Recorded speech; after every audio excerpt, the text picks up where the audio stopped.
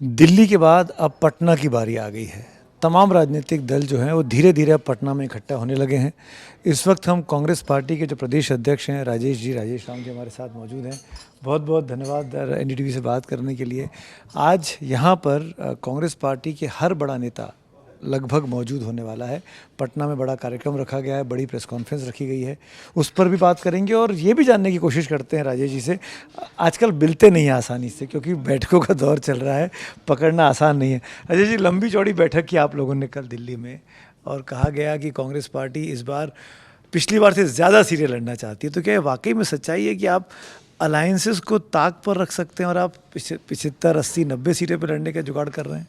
देखिए, ये समय का मांग है सुमित जी की हम यदि ट्रांसपेरेंसी से काम नहीं करेंगे, हम जनहित के मुद्दों के लिए हम 6 पार्टनर हैं, मिल कर के सामूहिक निर्णय नहीं लेंगे और हर सीट के लिए एक दूसरे के टांग खींचेंगे, जिद्दीपन दिखाएंगे, तो कहीं ना कहीं हमारा विपक्ष जो है मजबूत होगा। कई दौर की बैठक चली, कोऑर्डिनेशन कमेटी के चेयरमैन के साथ हम लोग भी बैठे। अब तक जितनी भी बातें है, ये स्वाभाविक रूप से नेचुरल तरीके से सब पर हम आगे बढ़ चुके हैं। और आज ही मैं जस्ट लौटा था दिल्ली से। सीईसी का जो स्क्रीनिंग कमेटी का बैठक था, जिसमें सोनिया जी, आपके खड़गे जी, राहुल जी, सारे लोग थे, सीनियर लीडर्स थे। तो हम लोगों ने जो मेरे हिस्से के जो अपने पार्टनर से नेगोशिएट करके जो मेरे हिस्से का है, उसमें हमने जो है सीईसी करा करके मुहर लगा ली है। जहाँ तक सीटों की संख्या पर आपने चर्चा की, सीटों की संख्या की चर्चा स्वाभाविक है और ये हर कोई का जिज्ञासा है। और मेरा जो मानना है, और जो अंदर कोऑर्डिनेशन कमेटी की जो बैठक होती है, उसमें इस बात से ज़रूर चर्चा है कि हम रिजल्ट ओरिएंटेड काम करें। सीटों के बहुत ज़्यादा दांव पेच में कम पड़ना है, ये चीज़ तो सब लोग महसूस कर रहे हैं।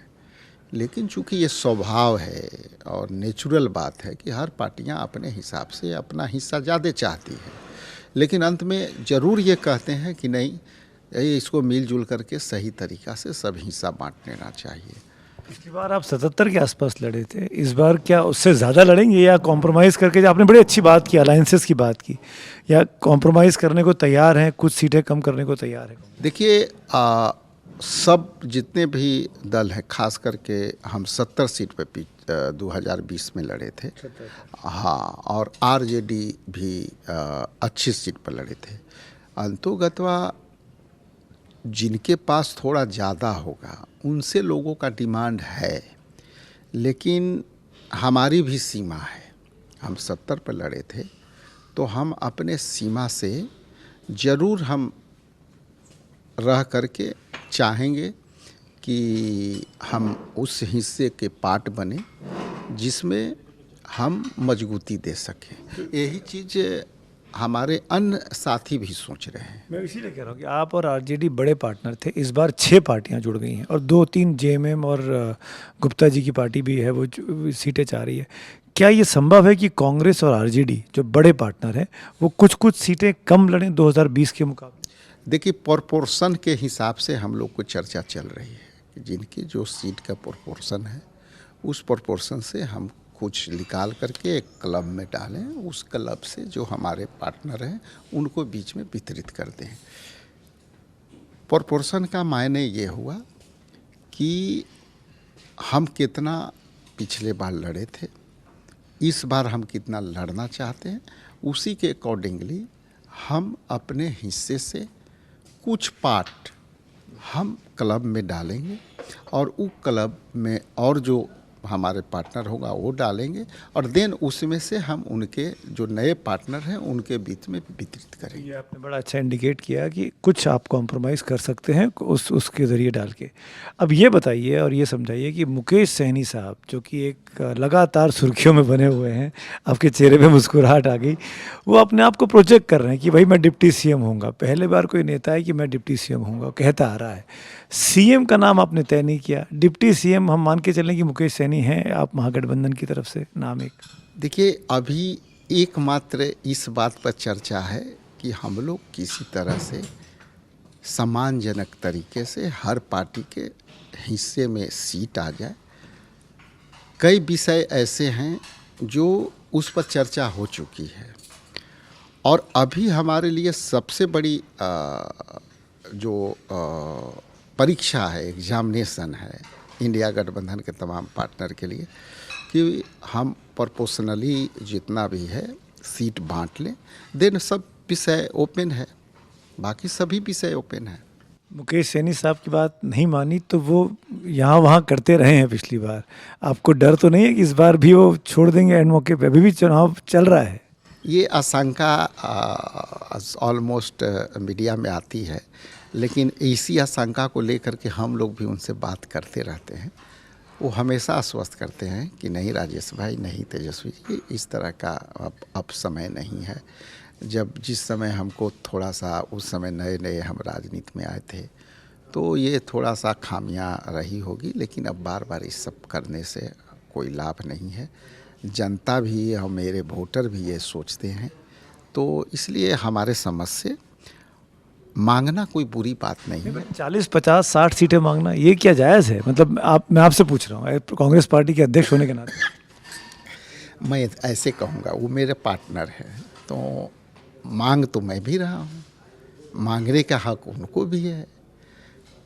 हमारे अलायंस पार्टनर के सबसे बड़े पार्टनर है, वो भी मांग रहे हैं। मांगने में इसमें बुराई क्या है? कोई बुराई तो है नहीं, मांगना ही। मांगने में तो बातें टूट जाती हैं। नहीं, बीजेपी से थोड़े मांगेंगे तो गठबंधन में ही रह कर। मान लीजिए वहाँ से उनको मिल गया, आपने 5 दी, उन्होंने 10 दे दी, ये भी तो डर है ना आपके अलायंस आखिर तक चुनाव आ गया है। देखिए, ये फ्लेक्सिबिलिटी उन लीडर पर डिपेंड करता है कि कितना हम स्टेबल होना चाहते हैं। और जब राजनीतिक बात करते हैं तो जनता भी ये देखती है, वोटर भी ये देखती है कि आप कितने लॉयल हो, और उस आधार पर भी जनता वोट करती है। मुद्दा है बिहार के अंदर, बेरोजगारी का मुद्दा है, पलायन का मुद्दा है, यहाँ जो अर्थव्यवस्था चरमराया हुआ वो मुद्दा है, लॉ एंड ऑर्डर का मुद्दा है। तो मुद्दा तो हम पॉलिटिकल पार्टी लेके जाएंगे, लेकिन एक मुद्दा ये भी होता है कि हाँ, इंडिया गठबंधन में या सामने एनडीए गठबंधन में नेता किस तरह से गठबंधन कर रहे हैं, कितना फूल प्रूफ गठबंधन कर रहे हैं, तो जनता उस पर भी नज़र डालती है। उस हमारा कंसर्न ये है कि इसको भी हम लोग को ध्यान में रख करके निगोसिएशन करना चाहिए। 2 मुद्दे और आपसे बात करना चाहूँगा। पहली बात तो ये कि कांग्रेस पार्टी ज़मीन पे कमज़ोर दिखाई देती है, और एक कमज़ोर पार्टी के अगुवा आपको बनाया गया कि इसमें आपको चुनाव लड़ना है। और आप जैसा व्यक्ति जो इतने बारों का विधायक है और पूरी कोशिश कर रहा है कि पार्टी को एकजुट कर सके, आपको लगता है कि आप अपनी परीक्षा में अपनी नज़रों में सफल हो पाए हैं इतने दिनों में? देखिए, मैं लगभग मार्च में पीसीसी का यहाँ पर भार मिला। पार्टी का जो ग्राफ है ये बढ़ी है, और ये 3-4 कारणों से। पहला तो एक बड़ा पॉकेट जो एसटी, एससी, ओबीसी का है, जिससे इम्पैक्ट ये पड़ा है कि सामाजिक न्याय की जो बात जब राहुल जी करते हैं, अभी ईबीसी के लिए हमने 10 पॉइंट्स जो लाए हैं, उसमें बड़ी डिबेट का बड़ा हिस्सा मैं खुद था। उसमें कई ऐसे पॉइंट हैं जो मैंने उसको एलिबरेट करके संशोधित कर करके लाया है। पार्टी का ग्राफ यहाँ जानते हैं कि उत्तर प्रदेश और बिहार कास्ट बेस विकास पर वोट कम पड़ते हैं, कास्ट बेस पर जानते हैं। तो यदि इक्वेशन के हिसाब से देखें तो एससी जो संविधान के बात जब होती है तो एससी एसटी और ईबीसी ये महसूस करता है कि हम संविधान ही हमें हक दिया है, और जब ही संविधान टूटने और कटने और ख़त्म होने की बात होती है तो ये मुद्दा उनके लिए बड़ा मुद्दा हो जाता है। तो आज हम लोगों ने अपनी बात लोगों तक पहुंचाने में सक्षम हुए हैं, और इसका सीधा संकेत है कि लगभग हम बड़े तौर पर तो नहीं कहेंगे, लेकिन आज के डेट में हम 18% के वोट प्रतिशत पर एक अनुमान है। अंत में सर्वे तो आप ही लोग करेंगे बाद में, तो फिर अलग से जो सर्वे करेंगे उसको। राजेश जी, एक बात समझाइए मुझे, मुसलमान और यादव, ये जो आपका गठबंधन का वोट बैंक है जिसको लगभग 32-33% के आसपास आता है, इसके ऊपर कहाँ जुड़ रहा है? आप जिस ईबीसी की बात कर रहे हैं उस ईबीसी के लिए तो नीतीश कुमार उनके हीरो रहे हैं। नीतीश कुमार ने जो तमाम घोषणाएं कर दी इन दिनों में जो चुनाव से जुड़ी हुई है, इनफैक्ट महिलाओं वाली योजना में तो पैसा ऐसा भी चला गया अकाउंट में। मैं ये कहना चाह रहा हूँ कि कांग्रेस के पास या महागठबंधन के पास एडिशनल वोट कहाँ से आ रहा है? देखिए, एडिशनल वोट एससी का जुड़ेगा। दलित का जो पॉकेट है बड़ा साइज, वो कहीं ना कहीं जो है मायावती के बीएसपी के जो परसेप्शन है थोड़ा सा ढीला पड़ा है। तो वो एक संविधान की लड़ाई लड़ने वाले लोग हैं। तो हम जो इधर पा रहे हैं इसमें सीधे तौर से जो वोटर अधिकार यात्रा था उसमें कई लोग ऐसे लोग जुड़े जो संकेत करता है कि हम कहाँ खड़े हैं। ये आने वाला समय मैं तो बहुत पंडित नहीं हूँ, विश्लेषक नहीं हूँ, आप लोग इसमें विश्लेषण करेंगे, लेकिन इतना ज़रूर है कि हमारी वोट प्रतिशत बड़ी तौर पे बढ़ी है, और ख़ास करके अल्पसंख्यक वर्ग जो है वो दो परसेप्शन से जुड़ा है। एक तो देश के परसेप्शन से जुड़ा है, और देश में विकल्प के रूप में कांग्रेस को देखता है। क्योंकि जितने भी उनके हित के मुद्दे होंगे, राजनीतिक मुद्दे होंगे, उनके कल्याणकारी मुद्दे होंगे, उनको लगता है कि बीजेपी हमारा मूल्यों का, सिद्धांतों का, अधिकारों का वो हमको नहीं दे सकता। ओवैसी भी तो हैं अल्पसंख्यक के लिए, चुनाव लड़ रहे हैं आके बाकायदा कई सीटों पे। इस बार उनका आप काउंट कर लीजिएगा। ये अलग बात है, कई दल नए आए हैं, वो भी अपना कोशिश कर रहे हैं, लेकिन अंतोगतवा हम लोग जाएंगे विकास के मुद्दे पर, बेरोजगारी के मुद्दे पर। तो ये मुद्दा बड़ा होगा। हम नहीं चाहते हैं कि धार्मिक मुद्दे पर, जातीय मुद्दे पर हम चुनाव में जाएं। तो फिर एसआईआर पीछे छूट गया, मतलब एसआईआर पे बात नहीं करेंगे, वोट चोरी पे आप बात नहीं करेंगे? देखिए, वोट चोरी बड़ी मुद्दा है, लेकिन विकास भी उससे बड़ी मुद्दा है। वोट चोरी तो इसलिए हुआ कि आप बिहार को डिरेल करना चाहते हैं, ये बड़ी मुद्दा है। और जब वोटर अधिकार यात्रा लेकर के राहुल जी जब निकले तो ये निश्चित तौर पे था जो रुझानों से दुकार के, चूँकि उसका सीधा कनेक्ट जो मैंने पाया कि राहुल गांधी जी ने 2 प्रेस कॉन्फ्रेंस करने के बाद जब वोटर अधिकार यात्रा लेके चले, और तब तक ले 65,64,000 नाम कट चुके थे।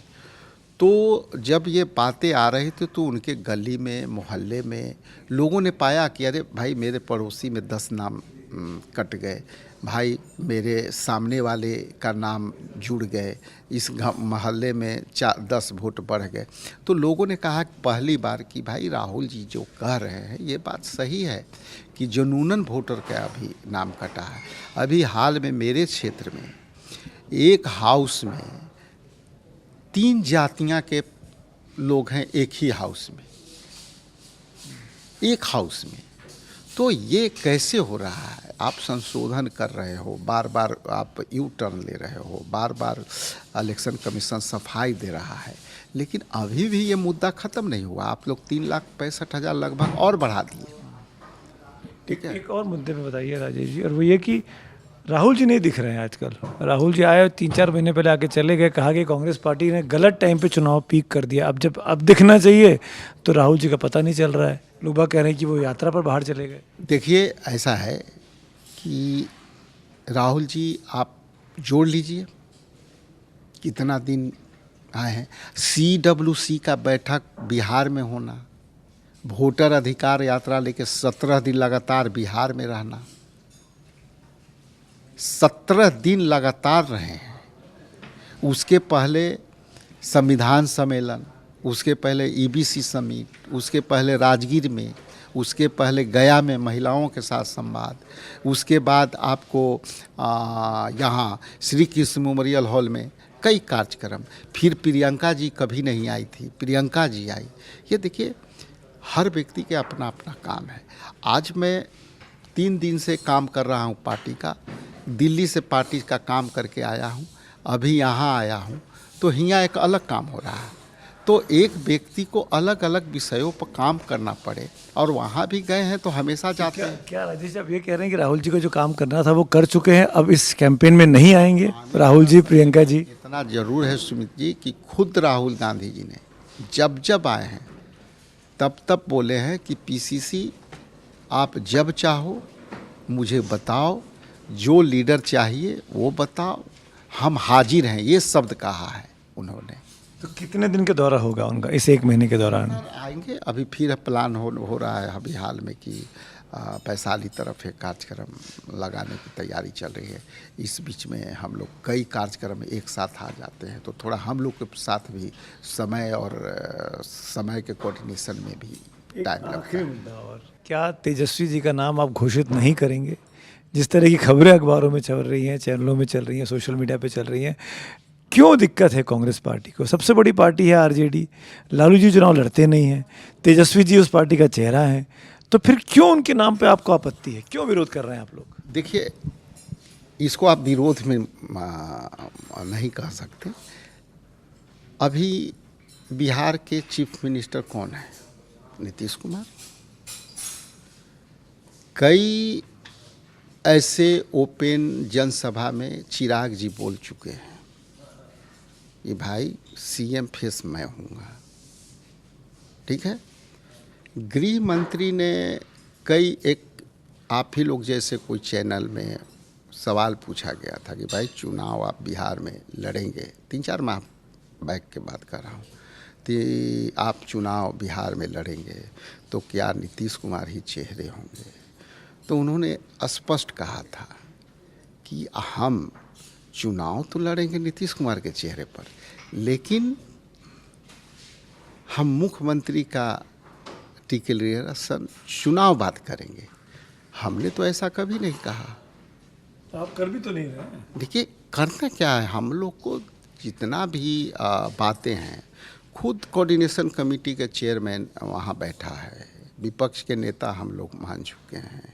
तो आने वाला समय में हम जब सही मुकाम पर पहुँचेंगे सब कर लेंगे, सब तय। मतलब 6 नवंबर की वोटिंग के पहले, फर्स्ट फेज की वोटिंग के पहले तेजस्वी जी का नाम घोषित करेंगे ना, ये मान लो ना। देखिए एक तो खबर देके जाइए। नहीं, एक मैं स्पष्ट कर दूं कि ये जो चुनाव है ये बहुत ही महत्वपूर्ण है, और इस महत्वपूर्ण चुनाव में हम सब मिल करके ताकत से लड़ रहे हैं। आप बोल चुके हैं, मैं चेहरा बोल रहा हूँ, नेता कौन? आने वाला समय में आप देखिएगा कि आपकी सवालों का बहुत मजबूती से जवाब मिलेगा। होगा कि नहीं होगा, या ये भी हो सकता है कि अनाउंस ही ना करें? देखिए आप राजनीतिक पार्टियां, हम लोकतांत्रिक तरीके से अपनी बात को रखते हैं। आप पत्रकार हो, सीधे सवाल करते हो, तो खैर ठीक है, ये आपका काम है, मेरा अपना काम है। मैं इसलिए कह रहा हूँ कि CM फिर एक डिप्टी CM बोल ही चुके हैं सैनी साहब। क्या ये वाकई में आपको लगता है कि किसी मुस्लिम का चेहरा भी आना चाहिए, किसी EBC का चेहरा भी आना चाहिए? ये सब भी कॉम्बिनेशन देखने की ज़रूरत है। अभी महत्वपूर्ण है सीट शेयरिंग, अभी महत्वपूर्ण है एकदम चुनाव का नॉमिनेशन शुरू होना है हम लोगों के लिए, वो बहुत ही महत्वपूर्ण है, और वो महत्वपूर्ण होगा। बाकी तो कभी भी कर लेंगे, इसमें कहीं कोई संभावना असंभावना वाली बात है नहीं। चलिए, बहुत बहुत शुक्रिया हमसे बात करने के लिए। नेताओं से कुछ उगल पाना आसान काम नहीं होता, और खासकर इतने घाघ नेता जब सामने में बैठे हो।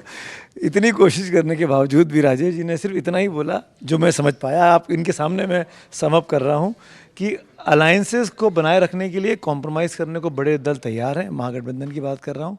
और जहाँ तक रही चेहरे की बात आने की या तेजस्वी जी का नाम आने की बात, तो समय रहते वो आ जाएगा, उस पर इनकार नहीं कर रहे हैं। वो समय कब होगा वो समय ही बताएगा, वो राजेश जी बताएंगे। बहुत बहुत शुक्रिया हमसे बात करने के लिए। और एनडीटीवी पर चुनाव की कवरेज आगे लगातार भी जारी है। मैं अपने सहयोगी कैमरा सहयोगी सुधीश राम के साथ सुमित अवस्थी, पटना से एनडीटीवी इंडिया के लिए।